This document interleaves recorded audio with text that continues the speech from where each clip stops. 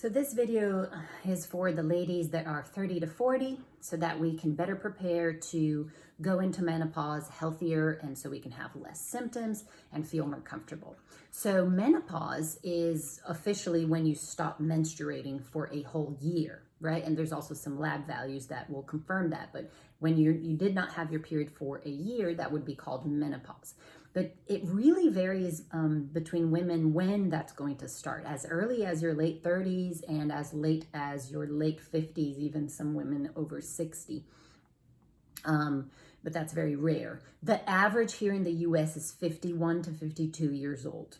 But again, it really, really varies. And why does this happen? Well, as women, we are born with a finite number of eggs in our ovaries. And as those start to dwindle down, the production also of progesterone and especially of estrogen by the granulosa cells in the ovaries starts to diminish a lot, and your brain identifies that it needs to produce more. So FSH, which is the follicle stimulating hormone, and the LH, which is the luteinizing hormone, both secreted by your pituitary in your brain, starts increasing a lot to tell your ovaries to work more.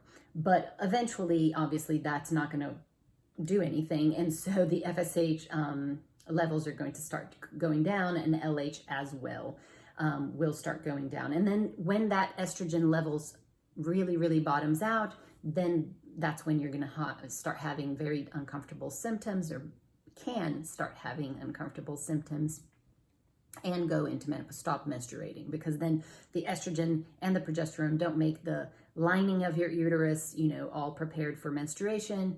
That doesn't happen, so you stop menstruating. So like I said, it can start around your 40s. Average is 51.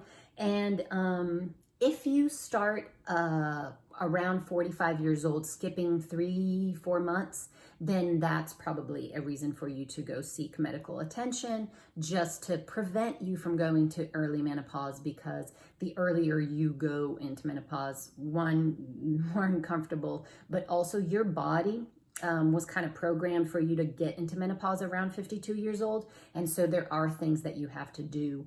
Hormone replacement therapy would be probably indicated in these cases. We'll talk about that way later in this series that I will be doing on menopause, because there's a lot of topics to cover. So early menopause is something that can happen usually to a toxicity problem, like your mitochondria. Because it's so overwhelmed with toxicity, you get into early menopause, and that is a problem. Or it can be a hormonal problem, either when you take your ovaries off, obviously you go into menopause because you're not producing any of those hormones, but also when you take your uterus off and you're left with your ovaries, just because the irrigation to those, the blood flow to those ovaries is compromised, and so the function of them is compromised, and you can go into early menopause as well. And chemotherapy can put you into menopause as well, at least for a period of time. And then, so then there is that period that is called perimenopause, which the ladies that are around 35, 40, they are like that period. So it can last, this perimenopausal period can last from months to 10 years until you get your menopause. And it's characterized by anovulatory cycles, meaning you ovulate, but there's no egg release. And because there's no egg release, there's no corpus luteum, which produces progesterone, and then your hormones are all out of whack, and you're feeling hot flashes, and you're all spacey, and you've got brain fog, and all of those things. So you get tender breasts and all that. So this video is going to be about preparing us, the younger ladies, to have their bodies kind of balanced so that when we do go into menopause, we don't suffer as much. And it's important to note that many studies have shown that the people in the east part of the world, especially way east, Europe as well, but way east, China, Japan, they don't experience the awful symptoms that we do. And it's not just about the diet and the environment. It's also because of a cultural value that they put on the older women. So in our Western culture, it is more valued to be young, and they don't appreciate the older people as much, and we are not living in close contact like these other cultures, with multi-generational homes, and they're always living in very close contact with those older people, and they value a lot their wisdom and their participation in the community. They're still very active and accounted for. So that also puts a lot of stress in us Western women, and puts a lot of I guess being self-conscious about the aging process, whereas in these other cultures it's good to age, and it's just part of life, and it's to be embraced. And so that is a mentality focus shift that we have to have here as well to facilitate that process. But having said that, it is possible, because other women, even the Netherlands, Denmark, the UK, have better symptoms than us here in this part of the world. So it's something about the environment and the diet for sure. So what do we want to do to prepare to enter this phase? First of all, you have to think that menopause occurs around 50. So you have a little bit over half of the life. If the lifespan is around 80, you still have a lot left, but you've lived a lot. So there was a lot of exposure to toxins during that time. There was a lot of depletion. Think of a woman, she has had, probably most of them have had children, or even multiple children, and a job and a marriage and a house. And so all that puts a toll in the body and depletes us of nutrients, of sanity, of sleep, of energy. And so we have had a lot of exposure up until then, and we have had a lot of depletion. So what we want to do is now detox from that exposure, reduce that exposure, start to calm down, start to slow down, and start repleting all that was depleted. A pregnancy already kind of depletes you of nutrients if you're not very well followed, and then raising children depletes you even more because you go. You're not prioritizing yourself during those late 20s, 30s, and even sometimes 40s, right? So for you to prepare to menopause, you have to enter menopause, you want to enter menopause replete of nutrients, because the lack of nutrients will affect your bone health. It will affect your cardiovascular health. It will affect your mind, your brain health. It will affect even your hormonal, right, health, and your immunity as well. So you need the building blocks to build hormones, to build neurotransmitters in your brain, to build immune cells. You need building blocks, and building blocks are not just proteins, fats, and carbohydrates, but also the antioxidants, the vitamins, the minerals, and the phytonutrients from all those plant foods, colorful, beautiful things that we have to eat. So we want to then identify where we are lacking, and that you have to do blood tests and urine tests and find out what is lacking in your body, and go ahead and replete that with targeted supplements, targeted vitamins, even IV infusions if you would like. There are many of options there, but yes, enter menopause replete of nutrients. That is very important to minimize symptoms. And then you want to find an ideal weight. So if you are too overweight, you might want to lose before you enter menopause, because once you do enter menopause, it'll be much more difficult. And if you are very, very low, it's also related to poorer symptoms. The people that are very skinny and the people that are overweight tend to have more hot flashes. That's what science has shown. And you want to build your lean muscle mass, because that will preserve your bone, right? Because once you don't have that estrogen, we will talk about how that affects your bone health, and it affects it negatively. So the more muscle you have and the more weight-bearing exercise you do on those bones, the stronger they get. So if you enter menopause with your bones strong, then the decline will be much, much slower, if at all. If you do everything right, probably not much.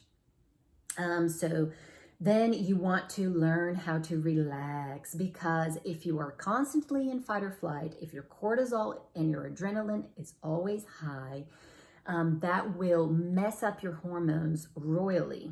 So there is a mother molecule called pregnenolone that it is the mother of all hormones, and it can either go down a pathway to make cortisol, the stress hormone, or it can go to other pathways to make testosterone, progesterone, and estrogen. And guess where it goes when you're stressed? Well, it goes to cortisol, and then you don't have that to make all the other hormones. So you just get hormone imbalance just from being stressed. So really start managing that stress so that you don't enter menopause with high stress and with your hormones all out of whack. So you want to create your me time. And now, if you still have small children, that is something that will be challenging, but some people are already at a certain age that the children are already grown. So really try to incorporate that. But even if you do have small children, your me time can be 1 minute. It's you lock yourself in the bathroom and don't cry, but that you're not on your phone, but you're focusing on yourself. You're either giving yourself a massage, or you're taking a bath, or you're breathing, looking at a candle, or reading one verse of the Bible. I don't care. Just make your me time, okay? Because that will start. And then you want to catch up on sleep. So you've had a lifetime of studying for college and studying for whatever, and then taking care of children, of babies, and waking up during the night to breastfeed or whatever, and sick children, and you're not sleeping. So you want to now start catching up on your sleep and really prioritizing sleep, because that will mess up your hormones and it'll make you insulin resistant, which will give you a whole bunch of problems, inflammation, and all that. So you want to implement a good daily routine of sun exposure in the morning during the day hours and powering down before sleep. You know I'm not going to go through all that. There's videos on that already. You want to correct any kind of dysbiosis. One, because it'll help with inflammation. Dysbiosis is when you have weird bacteria balance in your gut.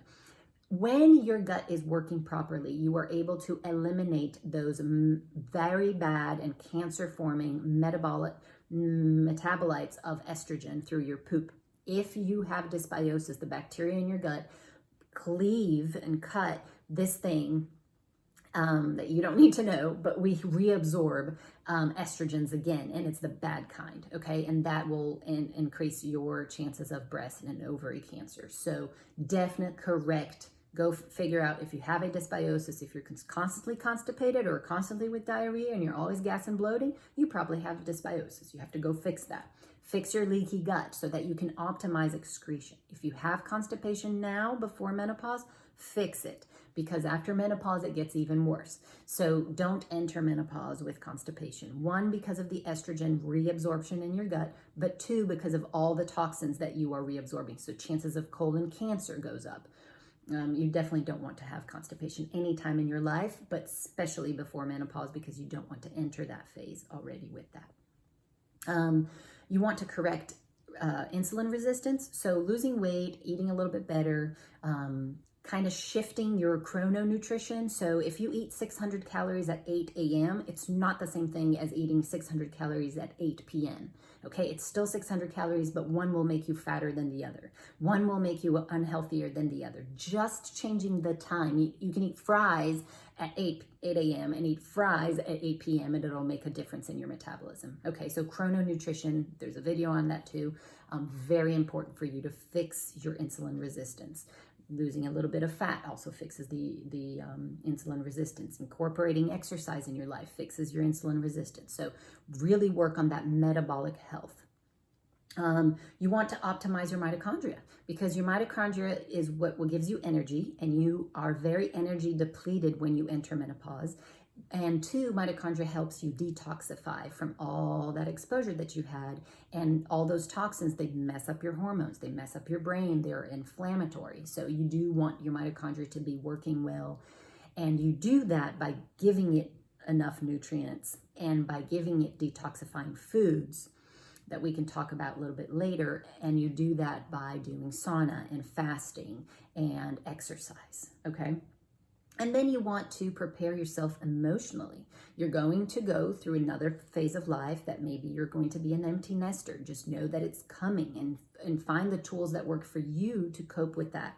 Don't be afraid to talk about it. Everybody goes through it, and there are plenty of women in support groups and therapies, and you don't have to like one or the other, but one thing will work for you. So just make sure to go find something that does. Make plans, be positive. It can be, you're going to have almost half life left after that. So be positive and make plans with what you're going to do and find a purpose for your next phase. And I'm running out of time, so.